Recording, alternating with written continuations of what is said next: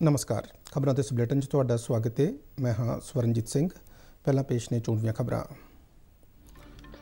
मुख मंत्री कैप्टन अमरिंदर सिंह ने कहा है कि सूबे के अर्थचारे ਨੂੰ ਸੁਰਜੀਤ ਕਰਨ ਲਈ ਕਾਰਜ-ਨੀਤੀ ਤਿਆਰ ਕੀਤੀ ਜਾ ਰਹੀ है। उन्होंने कहा कि पंजाब ਵਿੱਚ 2,52,000 उद्योगों ਵਿੱਚੋਂ 2,33,000 ਮੁੜ चालू हो गए ने।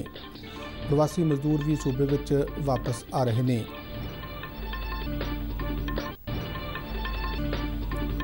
प्रधानमंत्री नरेंद्र मोदी 28 जून ਐਤਵਾਰ ਨੂੰ मन की बात प्रोग्राम राਹੀਂ देशवासियों ਨੂੰ संबोधन ਕਰਨਗੇ।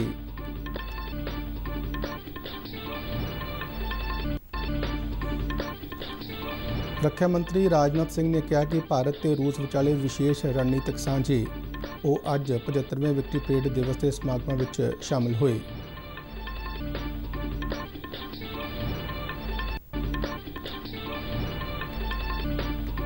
ਭਾਰਤੀ ਫੌਜ ਦੇ ਮੁਖੀ ਜਨਰਲ M ਨਰਵਣੇ ਲਦਾਖ ਦੇ ਦੌਰੇ ਦੌਰਾਨ ਅੱਜ ਮੌਜੂਦਾ ਸਥਿਤੀ ਬਾਰੇ ਫੌਜੀ ਅਧਿਕਾਰੀਆਂ ਨਾਲ ਵਿਚਾਰ ਵਟਾਂਦਰਾ ਕਰ ਰਹੇ ਨੇ। ਕੇਂਦਰੀ ਗ੍ਰਹਿ ਮੰਤਰੀ ਅਮਿਤ ਸ਼ਾਹ ਨੇ ਕਿਹਾ ਕਿ ਦਿੱਲੀ ਵਿੱਚ ਕੋਵਿਡ-19 ਨਾਲ ਪੀੜਤ ਵਿਅਕਤੀਆਂ ਲਈ 20,000 ਬੈੱਡ ਸਥਾਪਿਤ ਕੀਤੇ ਜਾ ਰਹੇ ਨੇ। ਦੇਸ਼ ਭਰ ਵਿੱਚ ਕੋਵਿਡ-19 ਦੇ ਮਰੀਜ਼ਾਂ ਦੇ ਟੈਸਟ ਲੈਬਾਰਟਰੀਆਂ ਦੀ ਗਿਣਤੀ 1,000 ਹੋ ਗਈ ਹੈ। ਤੇ ਹੁਣ ਖਬਰਾਂ ਵਿਸਥਾਰ ਨਾਲ।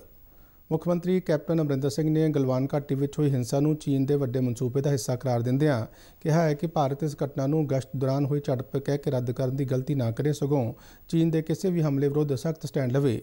ਮੁੱਖ ਮੰਤਰੀ ਕੱਲ੍ਹ ਕਾਂਗਰਸ ਵਰਕਿੰਗ ਕਮੇਟੀ ਦੀ ਵੀਡੀਓ ਕਾਨਫਰੰਸ ਵਿੱਚ ਬੋਲ ਰਹੇ ਸਨ। ਉਹਨਾਂ ਨੇ ਕਿਹਾ ਕਿ ਪੰਜਾਬ ਨੂੰ ਕੇਂਦਰ ਪਾਸੋਂ ਜਨਵਰੀ ਤੋਂ ਮਾਰਚ ਤੱਕ 250 ਕਰੋੜ ਰੁਪਏ ਤੇ ਥੋੜ੍ਹੀਆਂ ਹੋਰ ਗ੍ਰਾਂਟਾਂ ਪ੍ਰਾਪਤ ਹੋਈਆਂ ਨੇ, ਪਰ ਅਪ੍ਰੈਲ ਤੋਂ ਜੂਨ ਮਹੀਨੇ ਤੱਕ GST ਦਾ ਬਕਾਇਆ ਹਾਲੇ ਨਹੀਂ ਮਿਲਿਆ। ਮੁੱਖ ਮੰਤਰੀ ਨੇ ਕਿਹਾ ਕਿ ਪੰਜਾਬ ਵਿੱਚ 2,52,000 ਉਦਯੋਗਾਂ ਵਿੱਚੋਂ 2,33,000 ਮੁੜ ਚਾਲੂ ਹੋ ਗਏ ਨੇ ਤੇ ਪ੍ਰਵਾਸੀ ਮਜ਼ਦੂਰ ਵੀ ਸੂਬੇ ਵਿੱਚ ਵਾਪਸ ਆ ਰਹੇ ਨੇ।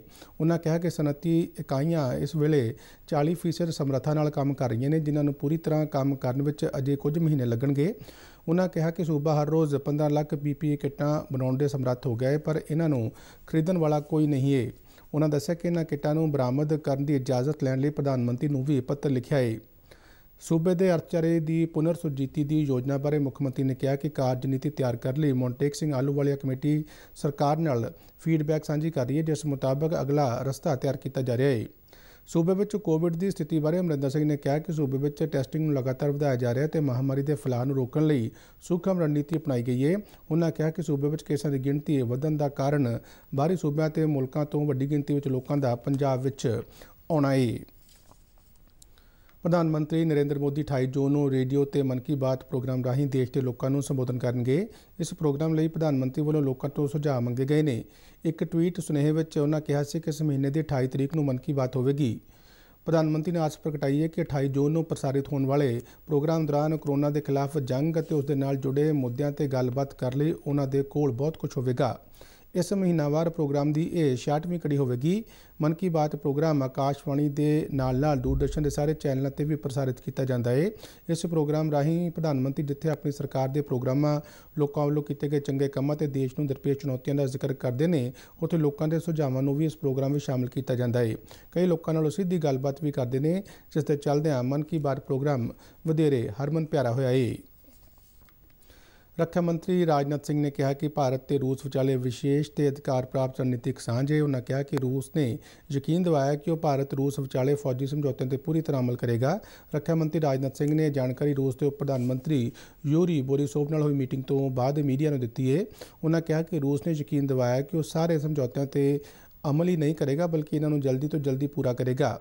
रक्षा मंत्री वालों लड़ीवार किए गए ट्वीटों में कहा गया कि रूस के उप प्रधानमंत्री नाल चर्चा बहुत ही अर्थ भरपूर ते सकारात्मक रही है। भारत वालों दिए गए सारे प्रस्तावों प्रति रूस ने हाँ पक्की हुंगारा दिता है। रक्षा मंत्री ने कहा कि दोहां देशों विचाले रक्षा सहयोग ते इसनूं होर वधाउण बारे चर्चा की गई। रक्षा मंत्री रूस के 3 दिनां दौरे ते ने।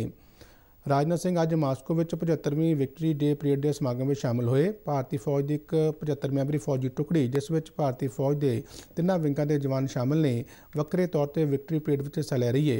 यह विक्टरी परेड दूजे विश्व युद्ध दौरान रूस ते भारत तो इलावा होरनां देशों वालों दित्तियां महान कुर्बानियां नूं याद करने लई करवाई गई। इस मौके भारतीय फौज की टुकड़ी ने भी श्रद्धांजलि भेंट की।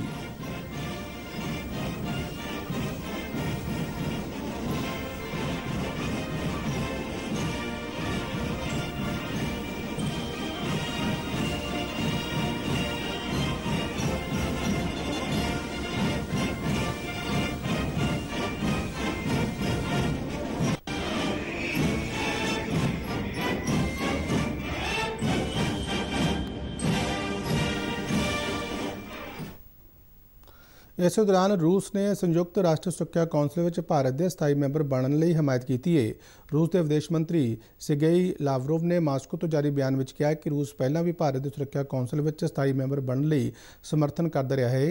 भारत चीन विचाले बने तनाव बारे रूस के विदेश मंत्री ने कहा कि भारत ते चीन अपना मसला हल करने ਲਈ समर्थ ने ते किसी तीजी धिर की लोड़ नहीं है। उन्होंने आस प्रगट की कि दोवें मुल्क आपसी मतभेदों को शांतिपूर्ण हल कर लेंगे। भारतीय फौज के मुखी जनरल MM नरवणे कल तो लद्दाख के 2 रोज़ा दौरे ते ने। भारत चीन विचाले तनाव दौरान फौज के मुखी का उत्तरी लद्दाख सरहद का यह दूजा दौरा है। जनरल MM नरवणे हाल ही में गलवान घाटी दौरान हुई हिंसक झड़प में जख्मी फौजियों को देखने लिए लेह के फौजी हस्पताल में पहुंचे और जख्मी फौजियों नाल गलबात की। इस तो बाद कल बीती शाम उन्होंने लद्दाख के मैंबर पार्लीमेंट JT नामदयाल नाल लेह में मुलाकात की। इस गलबात दौरान लद्दाख के संसद मैंबर ने पूर्वी लद्दाख लिए समर्पित एक कोर और सरहद के बुनियादी ढांचे को मजबूत करने की अपील की। जनरल MM नरवणे अज फौजी अधिकारियों नाल लद्दाख सरहद की मौजूदा स्थिति बारे विचार वटांदरा करनगे। केंद्रीय गृह मंत्री अमित शाह ने कहा कि देश की राजधानी दिल्ली में आउंदे एक हफ्ते में कोविड-19 नाल पीड़ित व्यक्तियों लिए 250 ICU बैड समेत 20,000 बैड स्थापित किए जा रहे हैं।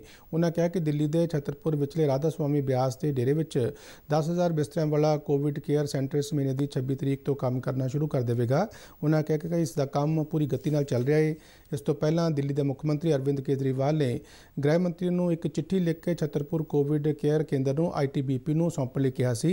इसका जवाब दिंदिआं अमित शाह ने एक ट्वीट में कहा कि गृह मंत्राला पहला ही राधा स्वामी ब्यास डेरे के छतरपुर कोविड केयर का काम ITBP को सौंप चुका है।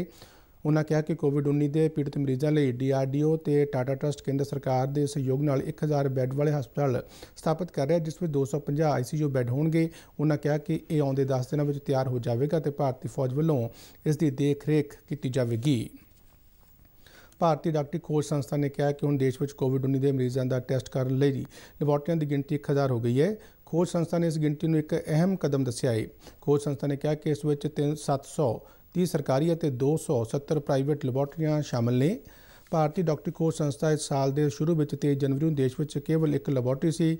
23 मार्च तक इन्होंने लैबोरेटरियों की गिनती 160 हो गई सी तो हुण 1000 हो गई है। खोज संस्था ने सूबियां पब्लिक ते प्राइवेट संस्थावां ते हस्पतालों को कोविड-19 लिए टैसट करने की रफ्तार वधाउण की लोड़ ते जोर दिता है।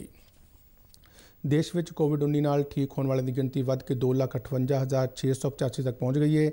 देश में सेहतयाब होने वालों की दर वध के 56.77% तक पहुँच गई है। इस वेले देश में एक्टिव कोरोना मामलों की गिनती 1,83,082 है। केंद्रीय सेहत और परिवार भलाई मंत्रालय वालों जारी अंकड़ियों मुताबिक पिछले 24 घंटों दौरान देश में कोरोना के 15,968 नवे मामले सामने आए, जिस नाल कोरोना पॉजिटिव के कुल मामलों की गिनती वध के 4,56,183 हो गई है। एक दिन में इस महामारी नाल 465 मौतां हुई, जिस नाल कुल मरन वालों की गिनती 14,476 तक पुज गई है।